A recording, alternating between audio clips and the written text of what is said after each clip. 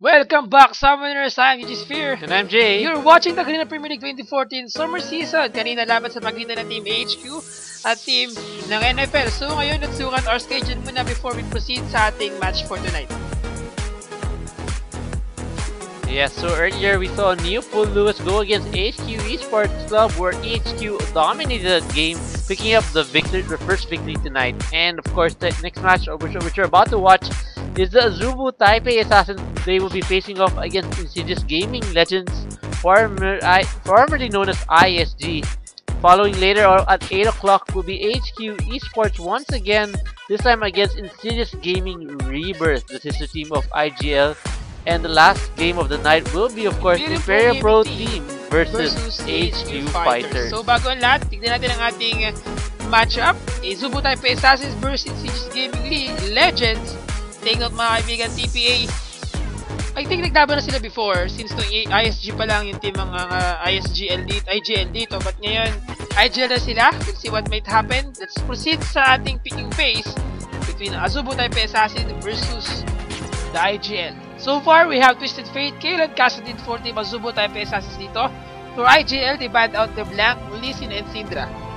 That's right. And first pick coming on the blue side, of course, is the Azubu Taipei Assassins.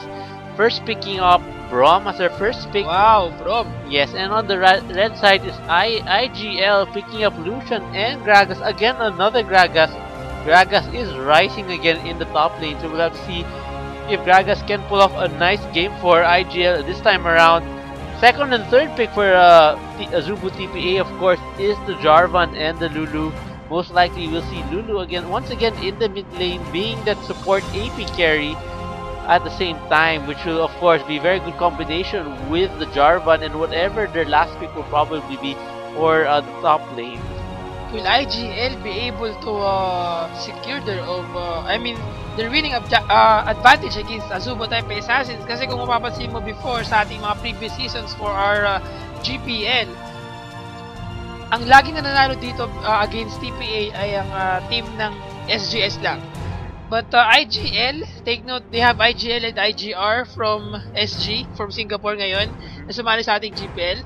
So these two teams ay hopefully magkaroon sila ng chance to go against the Azubu Taipei Assassins, the HQ Fighters, and the HQ. Alright, so third and fourth picks coming from IGL is the Yasu and the Zyra here. Zyra being one of those popular picks before, in combination with normally Twitch and Lucian also. So we'll be seeing Twitch and Lucian. I'm surprised nobody picking up Thresh particularly in this game. Of course, Brom is a pretty good pick against Lucian here, so it will give Zyra, giving her a lot of work to do here.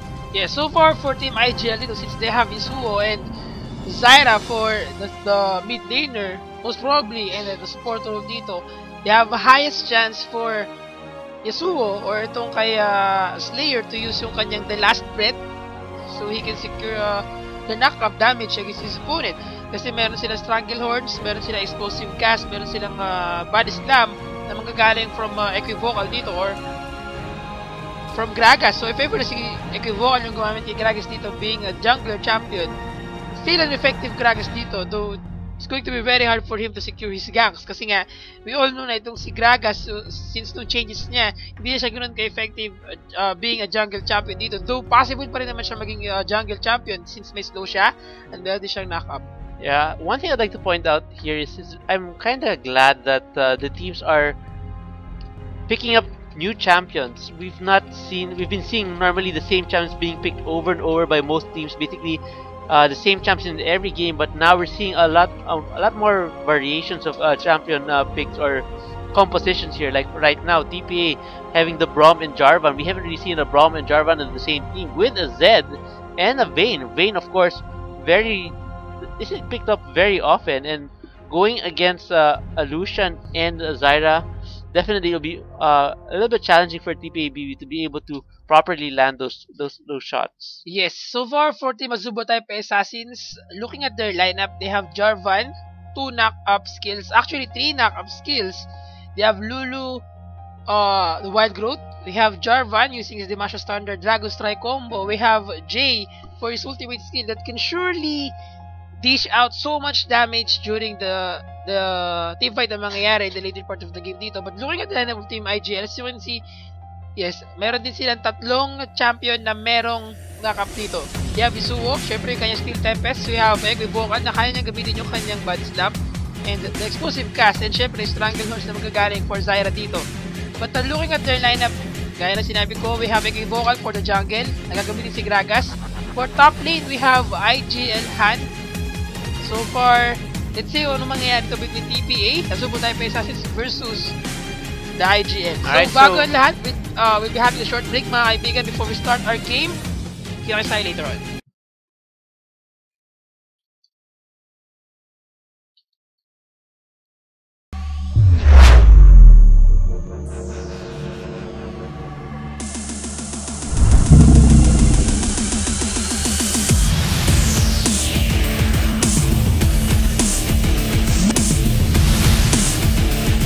It's going to be uncontested, but they are taking away the initiation. One man ulti. Taking out the Kirby low, he's back to a shutdown from BBTY. However, the jungler is still alive for the single percent. They have to be a bit careful though. A lot of damage being caught on the SGS right now. They have to fight this Baron. They will take on the Baron, but now IMG trying to turn around the fight.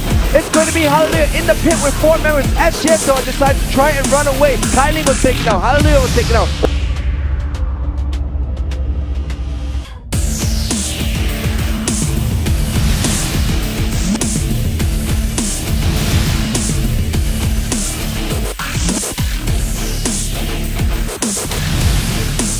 Equivocal still in a whole bunch of trouble, but Super Mega Left Rocket, there's a clean house. Double kill now for Zappy. Seth has to run for his life, and BBTY still chasing on the Lost Rocket, doesn't kill him. Ooh. But it's gonna be the Zap, and one more kill. Zappy still looking for the corner. He got it. He's chasing. He gets.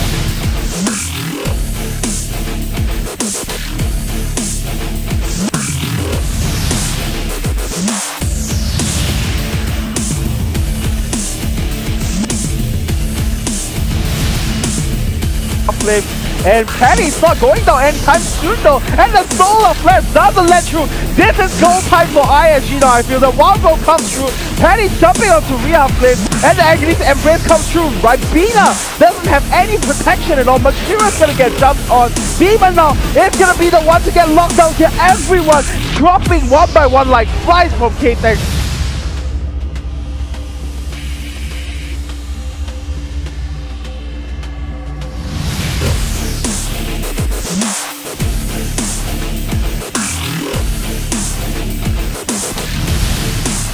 I think it's going to be that one melee minion that Zer's going to try and get. No, it doesn't even matter. Yeah, it's the Flash and the Lust.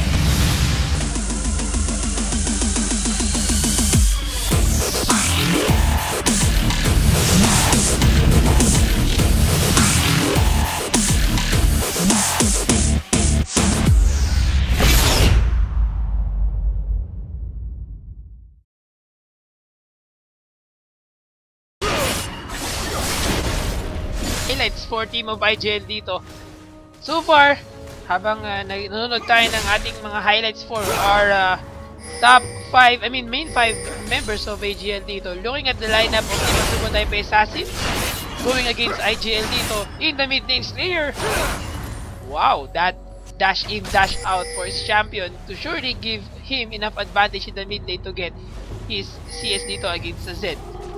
Yes, and by the way, Lulu is the top laner for TPA in this particular game, but at the moment they decided to do a lane swap. We see Vayne and Braum in the top lane, while Lulu and Jarvan are doing that buddy system that GG Spear talks about pretty often, that has been shown lately. Cute ng skin ni Lulu. Yes, Wicked Lulu. Wicked Lulu, so good. Yes, and Chow is getting bullied here a little bit by IGL Slayer on the Yasuo. Definitely Slayer has the advantage here, so even if Chow is able to poke some of the damage on Slayer, Slayer's shield on Yasuo will be able to prevent that, giving him the early advantage. So until Zed or Chow will be able to pick up, build some more damage, definitely Slayer will have the advantage in the lane. In terms of kung sino mo una sa pag-push ng lanes dito, I think IGL has the capability of getting the first turret at first before Azubo Type Assassin. It all depends on paano nila maklear kagad yung minion wave dito. Unfortunately for them, I think medyo kinokontrol nila ng konti. Not focusing sa fast push in the bottom lane dito. So you see, they have Zyra, which can surely clear the wave. And yung kanyang mga maliliit na vines dito.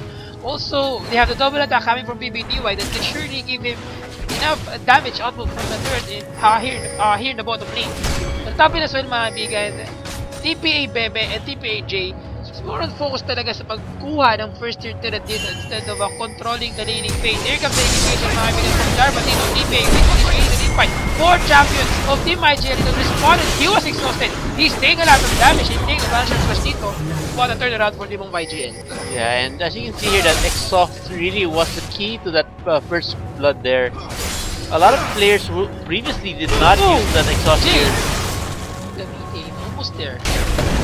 Yeah, and right now IGL working on that Baron system. Very early, Yeah, 4 minute mark, not so bad.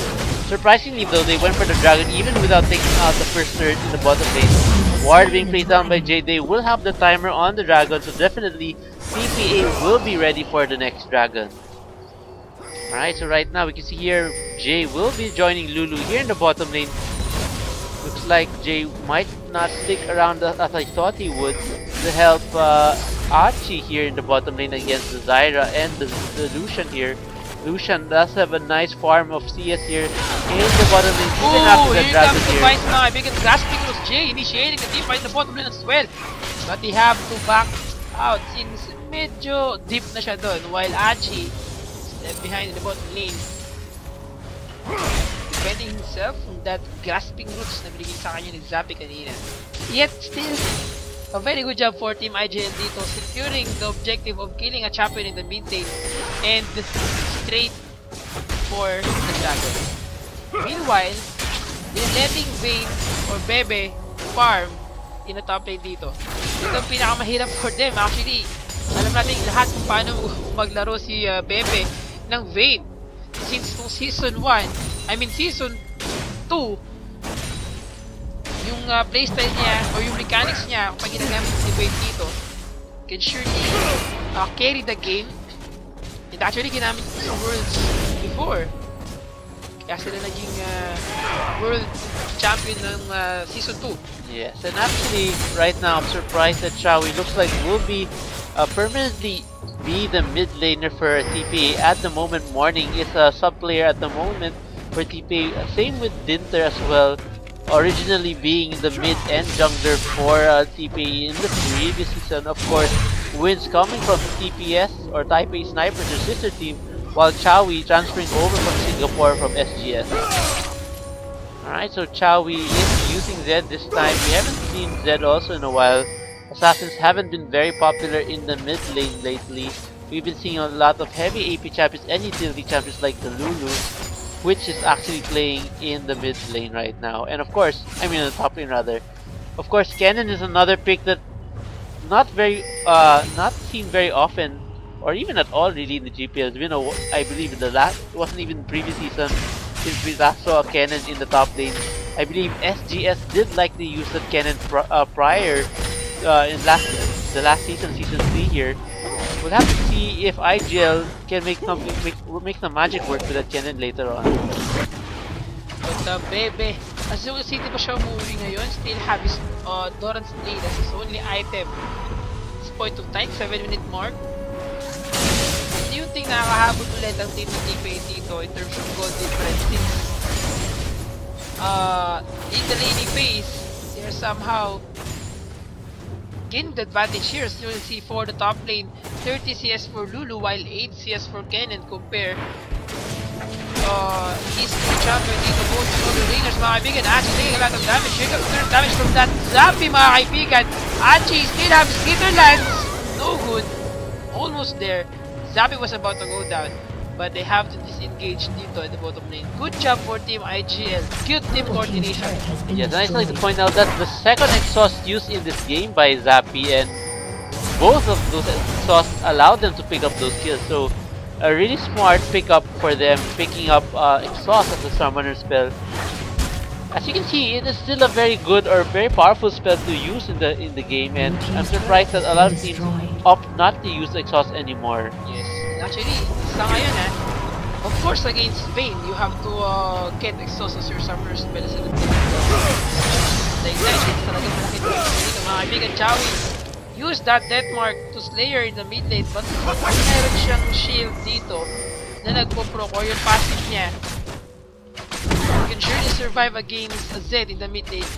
And Chowie having a very hard time to win. I mean, to gain an advantage of dominating Slayer. Echo Vocal here roaming the map right now. Si Chowie, mga kaibigan of team, ay asubo tayo pa isasin dito. Sin the mid lane to respond for Chowie. But, I think, nag-fail sila doon to gak ang champion for IGL. 9-minute mark, 0 to score. Goal difference around 1,000. Yes, still in favor of team IGL since they got both teams got the first tier turret, top and bottom lane. 1 minute left before the Dragon respawn. So, let's see what might happen again. Possible na makuha ba ito ng Asubo Taipei sa Yeah, actually, this style of TPA, even though they're losing in terms of objectives and in kills at the moment, there's only a 1k gold advantage for IGL. They're very good at CSing minions here. As you can see, looking at their scores, the CS advantage is all on the side of TPA at the moment. Slayer now has his knockup available. Let's see if he can land it on Chowie. He is level 8 and I believe his ultimate is available right now, but there we go. His knockup does not connect with Zed. Pinakamahirap when you are using Yasuo kapag gagamitin mo na yung Steel Tempest. Ito na yung ang pinakamahirap for Yasuo or for Slayer. Your speeding advantage against Chowie. Chowie somehow getting his CS very well against Yasuo. So you can see he got 88 against 85 CS. And Bridgewater Cutlass almost there for Major Kerubin King. Here comes the contempt, mga kaibigan for Bebe dito. Driving and the one champion. Jay initiated the team fight dito. Stranglehold is top out from Jappy. Here comes the cataclysm. A teleport from Han. In the bottom in the response. Bebe got the live of BBTY. One champion was left behind dito. Nice teleport from that flag. Achi responded to the bottom lane. Yet again, Team IGL have to disengage. And I think after nila makuha ang wow, yes, they will get the Baron. I mean the Dragon. Yeah. Instead of getting the first tier turret in the bottom lane. So they had the timer on that because of the ward coming from Jay exactly right before IGL picked up the first Dragon, and after because of that, of course, they were able to transition to a smart Dragon play here. Of course, Zyra trying to deny them. Wow, Equivocal stole that Dragon. They got the second Dragon of the game. Here comes the explosive cast. Hand goes down. TPA Bebe. Medyo nagamit ni Achi ng maayos yung kanyang wild growth gold for Bebe. But I think it's a 1-1 exchange. And yes, in favor of IGL. Nice steal from Equivocal. Yeah, Equivocal's damage on Gragas is pretty good, even though he's building more of a tanky build for the jungler route. 2 assists already coming onto Equivocal on that Gragas. Surprising pick here. Gragas, of course, like even in the previous season, is viable on any lane, basically, the top or middle or the jungle. So again, we're seeing here that today particularly, Gragas being played in the top and now in the jungle. For all we know, maybe in the next game we might see him in the mid lane once again. Well, we never know since this is the second game for today, and second time din natin nakita agad si Gragas from both the games. Unfortunately, nung first game, nung first game dito, nanalo ang team ng HQ with the Gragas in the top lane with that super AP item build. Out of Agent, alam ng Dead Cap. So for ngayon, Equivocal, Jungle Gragas dito. With those items, Spirit of the Ancient Golem with the Ionian Boots. Pretty sure that more nakafocus talaga siya sa kanyang, not only yung cooldown reduction, but syempre yung movement speed, but being a tanky champion dito sa laban na to. As you can see, wala siyang AP. Wala siyang kahit anong AP dito. So, though minax out niya yung kanyang barrel roll sa kanyang first kill dito, babalik sa kaibigan, here comes the initiation, IGL, Dappy, taking a lot of damage as he goes down. Bebe used that ultimate skill. They have to disengage in the bottom lane. Medyo nagiging deep na sila sa laban na yan. Yes, of course, TPA are inching little by little back into the game. Chowie in a little bit of trouble there. Use that Blade of the Ruling King in the mid lane to disengage against two champion of IGL. Yeah, and Slayer here really bullying Chowie here in the mid lane right now. Chowie has to be very careful here. Of course, these champions could dive here. Yes, right now, although I don't think Ken will do this without his Zhonya's Hourglass, but later on I do expect a lot of tower dives coming from the Kennen, especially once he gets his Zhonya's Hourglass up. Alright, so rotation from IGL. Bumalik yung ating gold difference, 1,000. I was expecting na medyo umabot siya ng 2,000 after na ma-steal. Vocal yung second dragon of the game. Well, if you look at the CS right now, Lulu CS is almost double of Kennen here. Kennen, for some reason, was unable to successfully farm that well in the top lane a while ago. Isa sa pinakamahirap pa dito for IGL because 3-0 score for Bebe. That can surely give him enough advantage to secure his item. And AD carries the main key for any team to win the game. Nilalaro nila. And take note with Jay as the support role or itong si Brock, you can surely secure yung kanyang disabled dito or yung kanyang condemn. Once na ma-disable ang kanyang kalaban or ma-stun after ma-proc yung passive skill itong si Brock. With Mark mga kaibigan, yet again, Team IGL still focusing sa pag-push sa mid lane dito. First, clearance mga kaibigan, and yes, 1-2 turret destroyed in favor of IGL. And while Lulu, or Achi, the top lane, naiiwan dito para magkaroon ng chance to farm. And as the game continues to progress, I'm pretty sure that Achi can secure a winning advantage sa laban na to once na makuha niya yung kanyang item, like the Lich Bait. Most probably after niya makuha itong Athens and Holy Grail, you go for a Lich Bait.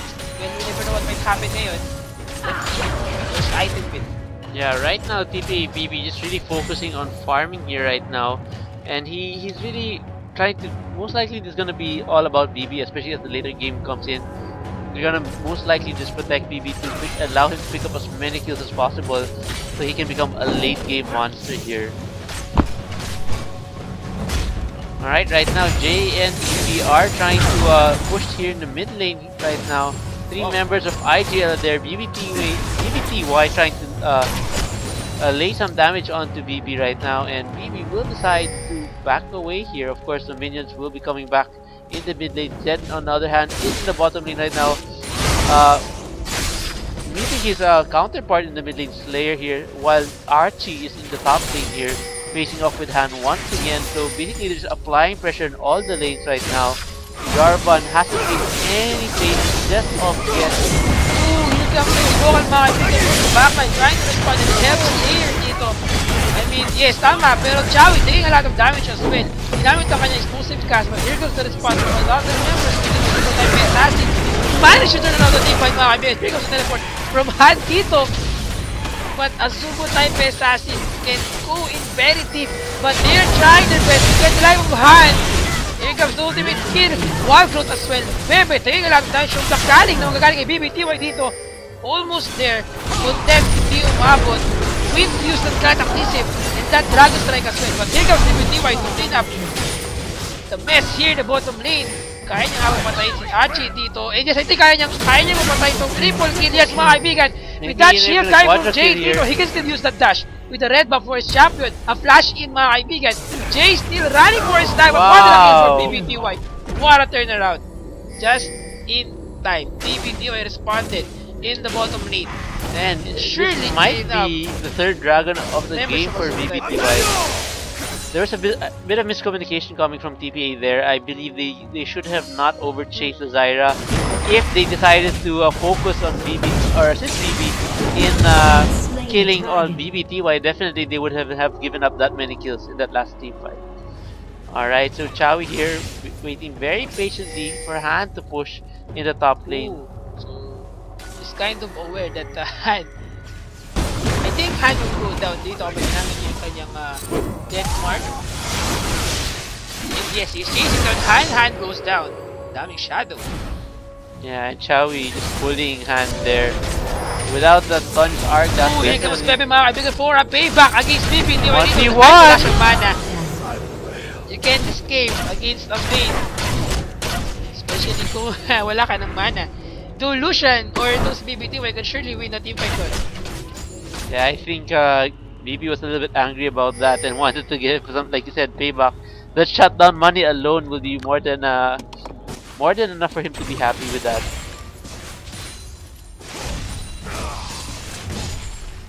(9-7) score, 19-minute mark. Vocal got his golem in the top lane dito. As you can see, this 9-7 score in favor pa rin sa team of IGL yung advantage dito. Though, nakita natin na Azubo TPA can still turn around this game. Just a few mistakes lang na possible na makomit ng IGL dito. Though, IGL, you have to make sure that they can get the next dragon of the game. Third dragon sana makuha nila. And if ever na yun nga, makuha nila yung third dragon, they still snowball their items. Yeah, actually, I just looking in pretty good shape so far. TPA doing a pretty bad job of objective basis. Like you said, 3 dragons already going to IGL already, and TPA normally not the type of team who would give up that many dragons. Normally, they do have good controls of dragons and barons, but so far they haven't been that lucky. Their second attempt on the dragon was thwarted by Echo Vocal's ultimate on the Gragas, of course, and we'll have to see if TPA can finally find some opportunities there. A nice shield, a wind wall comes from Slayer, preventing the slow coming from Jay there. Right, 4 members of TPA are now here in the mid lane. Looks like they do plan to try to push this mid lane. Chowi again waiting for Han to... Siguro mahirapan na siya patayin ngayon ni Han. Meron na siyang arm guard dito, and with that Seeker's arm guard, yes, IGL Han! With that ignite, no! What a play mga kaibigan from Han dito. Zed or Chowi being very aggressive dito. Naging problema sa kanya kanina. Because, yun nga, kaya na sinabi ko, meron ng Seeker's arm guard with his Han. So with that armor bonus armor for his champion dito, he can surely survive against a Zed. And lalo na kapag nakuha niya yung Zonyas niya, any AP carry champion can survive the death mark na magagaling from Zed kapag ginamit nila yung kanilang Zonyas Hourglass. So, the most effective item talaga yung ganong item. Well, kahit hindi si Zed pa yung kalaban mo dito, with that few seconds immunity, so hindi ka makakagalaw, still a very effective item for an APK champion. Yeah, and I believe this is the first time we've seen anybody use ROM in the GPL. So this is basically... Actually, no first week, auto-ban siya eh. But nung second week na, itong second week natin, available na siya to be picked up by any members. So far, yung mga first game natin kahapon, yung mga games natin yesterday, nakaban siya. Yeah, actually as of right now, we still have Rengar, Yorick, and Shen as auto-ban champions for the GPL League due to some issues with those champions in the game. So right now, IGL doing a good job of defending this middle turn. I'm surprised TPA are a little bit passive here right now. Of course, BB is spending all her time farming in the bottom lane at the moment, while Zed is in the other end of the map on the top lane here. Unable to push though, we see the ward coverage of TPA is right now superior to IGL. IGL has invested in some pink wards, particularly near the red lizard, but here we go once again. IGL had mga kaibigan, sinitake damage from Chowi dito. Oh my gosh, grabbing damage output from Chowi since meron na siyang black liver. And whoever tried and stop Chowi dito, kaya niya nabalik na rin yung mga pangyayari. With 10-7 score, kita-kita mo na nabawi na ng TPA. Ang goal difference nila against IGL. Yeah, actually at the way TPA maybe is farming, he should have item lock probably by about the 30 plus minute here. And this will be very, very dangerous for IGL if they do not start making some plays. I think the biggest contributor or factor of this game right now is what's causing them to get delayed is Han. Like I said a while ago, look at the CS now. It's already about 72 CS advantage for Lulu, and this huge CS disadvantage that Kennen has over his lane counterpart is making him behind in items, and in effect making them a weaker team fighting ability team. Yes, though he is slowly farming to get his Yonias or gas depleted. Mapapansin mo dito, Jay, nang tanging susi lang ng IGL to win this game ay kapag nag-stick together sila against the Azubo Type Assassins. So yun si lahat ng teamfight na nangyari kanina na nanalo ang team ng IGL because they're sticking together. Pero once na magkaiwalay sila, I don't think they can win against Azubo Type Assassins dito. Even a 1v1, 2v2, Azubo TPA, they have Zed, they have Lulu, they have Ray dito, they have Jarvan. Yeah. Those 4 champions can surely go against any champion 1v1 dito. Even Jarvan. Yeah, and TPA will try to get this dragon again. Let's see, it looks like IGL will bully them out of lane because Lulu is in the top lane. TPA will have teleport up for Achi dito so he can respond here in the dragon fight. But IGL taking the dragon of the game. And looks like TPA I think will give TPA it. will decide to push the second tier to the top lane instead. So it's a good exchange possibly for a dragon. While IGL, I think Azubo Type Assassins will decide to push the second tier turret in about a minute as well. Yeah, and IGL Han just making a bad decision there, forcing his teleport onto the turret, and because the turret went down, his teleport now is on cooldown, so he should have probably went for a minion instead to be invulnerable or probably teleport to the back of their base, but because of that, it gives TPA a slight advantage. Of course, the gold advantage TPA had a while ago is gone. Ooh, here comes the explosive cast mga kaibigan. Bebo taking a lot of damage. Here comes the ultimate skill from Jade dito. Ginamit na ang cataclysm from Jarvan. Still taking a lot of damage from BBTY from the backline. Bebe managed to end the life of Zappy dito. What a good exchange. What a turnaround from Bebe for team of IGL. Nice team play. A good wild growth from Achi dito to save the life of Wids kanina. Meanwhile, IGL have to disengage and try to defend the mid lane dito. It's very unfortunate for them. I think nagkaroon sila ng konting miscommunication doon or focus sa kanilang objective of who to target. So yun ang naging problema nila doon. Instead of focusing to one champion, medyo nagkaroon sila ng pagkakahiwa-hiwalay. While BBTY, I think medyo na-lead siya ng konti sa teamfight na nangyari kanina. So, hopefully IGL can do something sa mga ginagawa nilang mistakes ngayon. Actually, sa pang pagkakamali nila, and Azubo Type Assassins can surely secure their win of this game. So IGL have to do something. Though they tried their best to get Bebe kanina, so NC halos lahat ng skill ginamit dito, explosive cast, last breath from Suwo. But after nun, hindi nila alam gusto nila dapat nila i-target. Kasi nakatakas si Vayne. Honestly, I feel like the reason why TPA is so strong, especially the GPL, is because there is a fear from the other teams that the TPA are very, very strong. And even when they have an early lead, like just a while ago, IGL had an early lead, they didn't continue to apply pressure on the map or pick up more objectives. They only picked up the standard objectives, particularly the Dragon. But other than that, they stopped pushing the towers.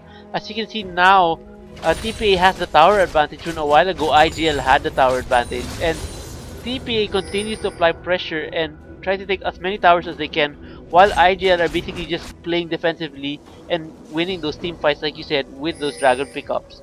But like TPA VP picking up the Vayne will benefit from this because he's able to farm freely since IGL is playing defensively and not aggressively, particularly in this game.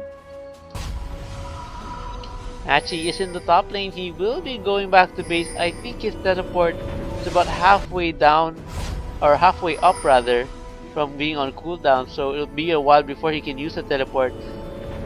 While IGL's hand teleport should be up any second now, since he did try to teleport to a tower it does have a shorter cooldown when you teleport onto an allied tower. It's really hard to catch Vayne dito with those items, the Phantom Dancer and Blade of the Ruin King. And I think focus siya ngayon sa pagkuha ng kanyang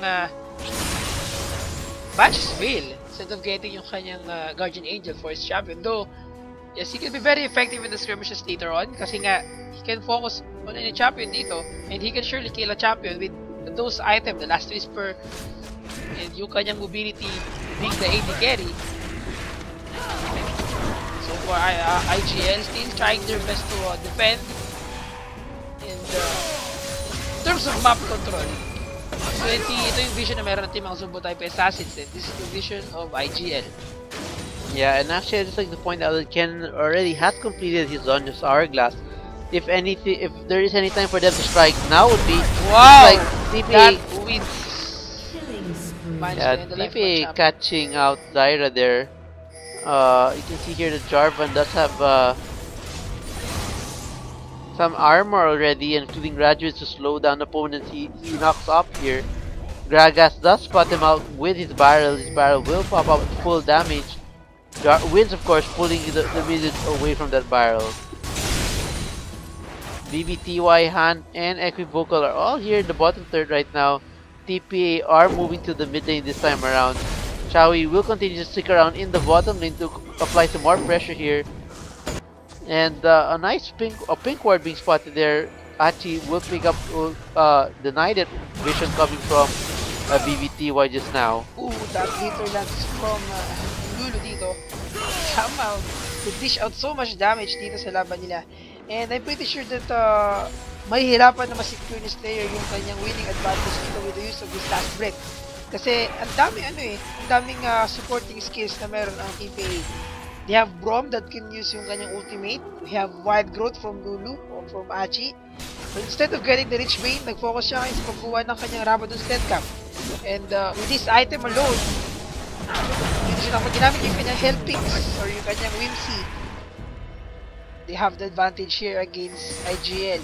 Yeah, actually it's quite surprising that there's a lot of knockups, particularly in this game, on both sides. So Yasuo could play actually in either side and be very, very happy. I mean, like you said, the Lulu knockup, the Braum knockup, the Jarvan knockup. That's coming from the TPA side, and of course IGL has the Gragas and of course its own skill and Zyra's ultimate as well. First dragon for Zumbo Type Assassins. Good job for TPA. Secured that first dragon of the game for their team.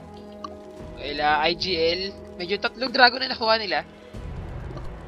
Still have to do, I mean, dalawa ng dragon for IGL. Still have to do something sa performance na ginagawa nila ngayon. Hopefully, they gonna manage to at least makabawi against TPA. You have to turn this around.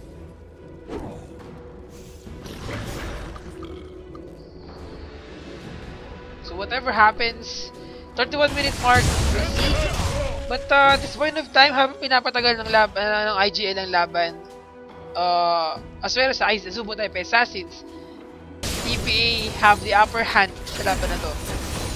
So IGL have to decide what to do as soon as possible so they can surely win the game. Unless mag-focus sila sa late game dito dahil nga kapag late game, mas mahirapan sila.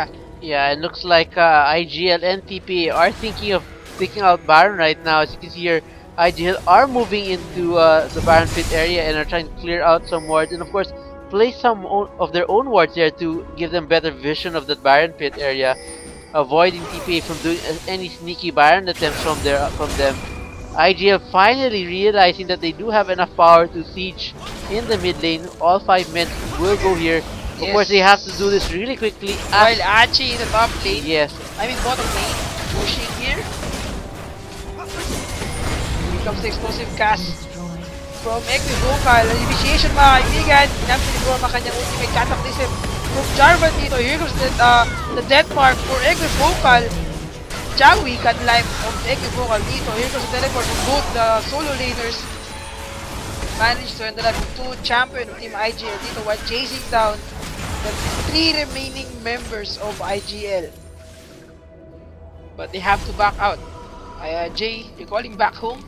Restock his item and regenerate as well. Yeah, It's a very stoppy move for IGL dito. I think it's not a good idea to force themselves into a clash dito. Just focus sa pagkuha ng turret. That would be enough. Yeah, that's right. Alright, so it looks like TPA will try to clear out the wards of IGL. They don't spot those two wards so far. They position those sweeping lens in the wrong areas there. Of course, Jay will pick up one ward in that bush, but there are still some more wards inside and outside the Baron pit onto the left side here. Actually resumed his lane in the top lane again against Han, so he has to be careful from any invades or any ganks coming from IGL. Jay missing out that Q. Banshee's Veil is up now for Bebe. Yeah, BB using his ultimate there, not able to pick up a kill. His stun did not connect with BBTY against the wall there. Both teams contesting the rates right now. Looks like IGL will pick up the large rate for themselves. And there's some more wards coming out here. Sweeper coming also out from IGL here. Winch has to be a little bit careful. He could get caught out here by the members of IGL. A ward coming from Gragas over the wall. With those damage item na nagagaling kay Yasuo, you can surely go with deeper. Zappy! These two members of Azubo type Assassins surely go down here with that last hit from Q of J. I think medyo napa extend siya ng sobra yung top lane dito, just putting those wards. Yun ang mahirap. Yes, you are support champion, you have to make sure na meron kayo enough position. Secure winning objective, mga kaibigan. Shutdown for Chowie.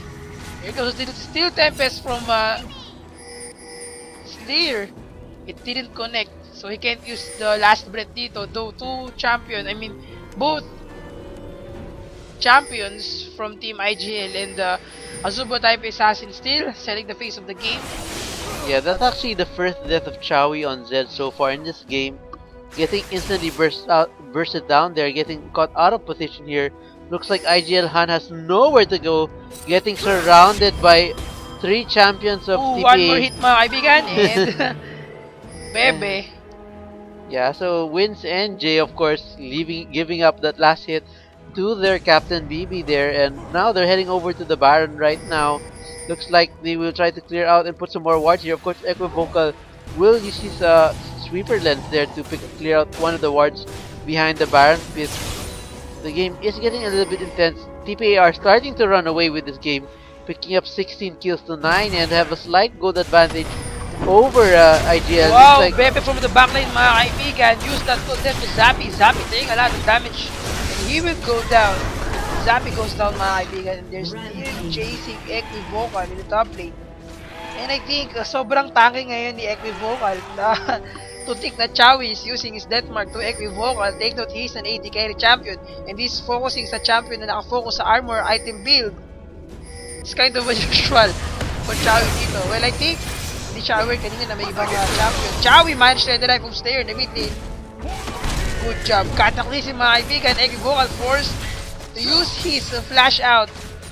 And yet again, to Azubo type assassins. 2 champions from Team IGL still naghihintay na kanilang pag-respond dito. And that game, Azubo type assassins the advantage of getting the first Baron of the game. Yeah, right now J4 basically trying to protect them from any, Zed rather, or Lulu rather, was outside there. As you can see, you're trying to bully out the members of IGL. Easy Baron pickup for TPA there. Of course, IGL were aware that TPA were in the Baron pit since the wards were recently cleared. So, actually, at this point in time, TPA has full control of the game.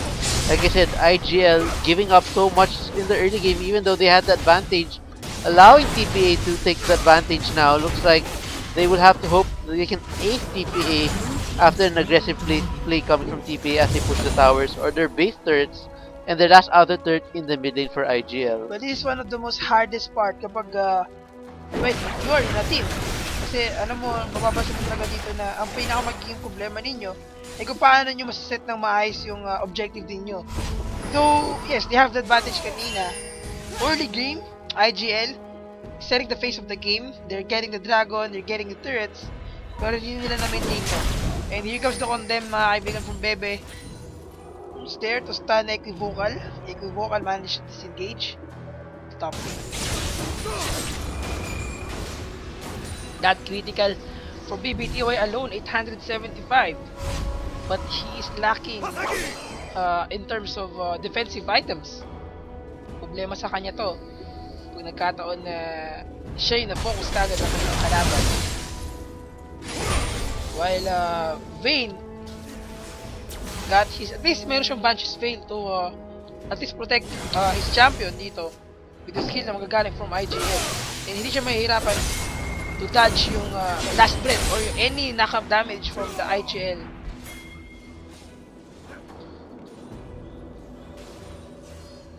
$39 mark. Daming ward. This is the vision na meron ng IGL dito.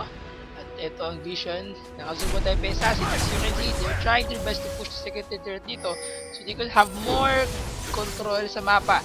While Lulu, on the other hand, pushing the bottom lane as well. Tama-tama ang Q from dito. Yeah, and Lulu is such a bully right now. As you can see here, can't really do anything against that Lulu in the bottom lane. Any minute now, I feel like TPA should have no problem taking out this tower since IGL decided to go help Kennen in the bottom lane. And yes, TPA picking up the last outer turret of IGL. Now only the base turrets of IGL are standing in between the victory of TPA is hoping for. Two champions from IGL ay merong Infinity Edge, Yasuo and Lucian. They have the advantage in terms of dishing out so much damage dito, but defensive item, defensive tanky wise, ito sa kanila. And here comes the last clash. I think decision clash, mga kaibigan. If ever na magkatuloy-tuloy ito, this could probably be the deciding match of deciding clash of the game for the next few seconds, mga kaibigan. Azubo Type Assassins rotating in the mid lane to at least got the third tier turret here. Whatever happens sa laban na to, would have one win ahead sa ating GPL standings. But so far ngayon, Azubo Type Assassins wala pa yata silang talo, no? Of course. Until now. So, 4-0 kung mistaken, or 3-0. Ang laki ng windfall ni Slayer, no? Yes. With that, actually, kaya niyang mag-block yung buong skill na manggagaling from Azubo Type pag ginamit niya dito na maayos to. May wall. Wow, that Dieterlands, mga kaibigan, from Achi dito to dish out so much damage against IGL. 89 score, half of Azubo Type Assassin's score ng IGL. With those 10.3k gold difference, IGL having a very hard time to win this game. Then in the bottom lane, pushing the help of his minions dito. Though medyo malaki na yung minion nila sa bottom lane. Nakuha nila yung inhibitor dito. Still, Azubo Type Assassins trying their best to get the inhibitor threat in the mid lane as well.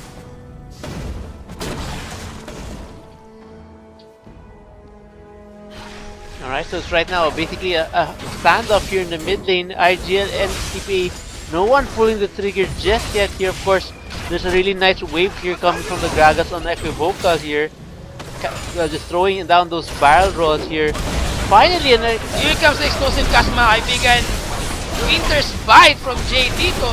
Wow, sobrang line ni Bebe managed to disengage using the final R and tumble as well. He got the life of one champion. Unstoppable na, mga kaibigan, sa TPA Bebe dito. Here comes the exhaust. Achi, with that, Whipsy managed to disengage in the mid lane. For champion of Team TPA, still in the mid lane dito, trying to push the inhibitor turret. Nice team play for TPA dito. While Equivocal with that home guard, responding in the mid lane dito. And the Azubo Type Assassins, since they still have 4 champions, while 2 champions from Team IGL, ang natitira dito, they can end this game. But Azubo Type Assassins, halos lahat ng members nila ay wala ng HP. have to be very careful. But Yeah, and they that's got the inhibitor as well in top lane. yeah, it looks like Chawi is working on that inhibitor in the top lane. There we go. All inhibitors are down now. Super minions will be coming. TPA will probably back away here and just pick up a few more items here. And I think Vayne or TPA BB will pick up the red buff on the way home. Jay does spot a pink ward here and clear out the main buffs from the jungle of IGL. Looking at the gold right now, it's a huge gold advantage here. About 12.5 gold key lead, and this is basically a sure victory already for TPA. They just have to pick up a few more items and then they're probably gonna close out this game already. And getting caught by TPA BB here. That attack speed from Pepe in the top lane. Well, what do you expect? Dragon up, 10 seconds left for the Baron spawn. TPA BB being the a member of the winning TPA championship team back in season 2 still has got the skills, no doubt about it. Not to mention, siya na lang yung original member ng TPA dito. Ng season 2. Yeah. The captain. We're getting the second Baron of the game. Yes, somehow managed to get the second Baron of the game. Goes to team Azubo Type Assassins. Alright, looks like VB did go back to base to pick up some items there. As you can see here, he's got a monster of items here. Picking up Zephyr and Invading Edge, selling out these boots. No need for boots for Master Vayne TPA BB here. And the amount of damage he'll be dishing out for sure will be monstrous as the game ends.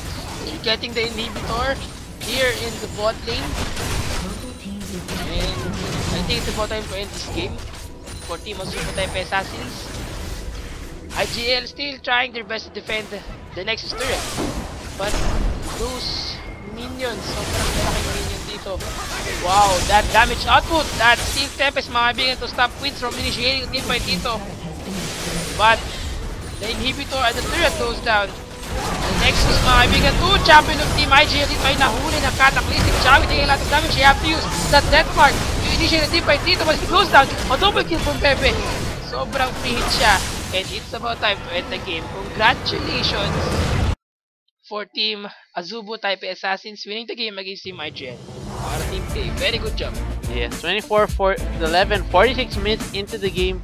Congratulations to Azubo Type Assassins picking up another win this season. Of course, still undefeated as usual, just like last season. They're well on their way to going for another perfect season once again. Maybe even scoring a 3PP season if they pick up the championship this summer season. Of course, their MVP as usual, or well, most of the time, it's Azubo, their team captain Azubo TPA BB on that vein, doing a really good job. Of course, TPA, the rest of the TPA members do have a lot of respect for him. As you can see, they always give him the kill whenever they can. And look at that gold and CS he was able to farm there. 395 CS with 20.8k gold in just 46 minutes in the game. Yes, and I think ang isa sa pinaka naging strategy na ginawa ng TPA dito is, well, farming the game. Talagang ginawa nilang farming game to. And gusto na nakakuha sila ng enough item to secure their objective of pushing the turret. Especially in the mid lane kanina. So it's both the top lane and the bottom lane dito. Nakuha na yung mga outer turrets. And yung mid lane yung tinira nila. And once na nakakuha sila ng enough item to get the outer turret of the mid lane, tuloy-tuloy na nila to. And also yung split push from Hachi kanina, almost all of the time nasa top lane siya. So you see the CS difference dito, 350 CS against 207 for Kennen. Yeah, and actually, a very huge difference dito. Yeah, IGL Han really struggled throughout the game. I really feel like the Kennen pick wasn't really the smartest choice for him. Although we did see it was somewhat good.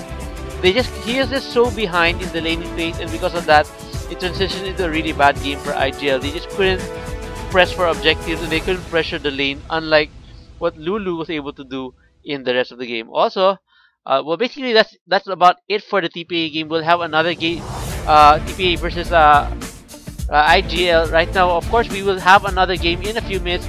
We're just gonna take a short break. I'd just like to thank all the viewers who are watching Don't forget, we still have 2 more games tonight, so stay tuned for our next 2 games. So far mga kaibigan, looking at our schedule, next game ngayon, HG Esports vs Insidious Gaming Rebirth. So ito yung new team of Insidious Gaming. So sila yung nakatalo sa SGS to reach the GPL. So, we'll see kung ano possible na mangyari dito. Again mga kaibigan, you're watching the Garena Premier League 2014 summer season. Again, I'm D-Sphere. And I'm Jay. Kita tayo ulit after a few minute break. Stay tuned, target.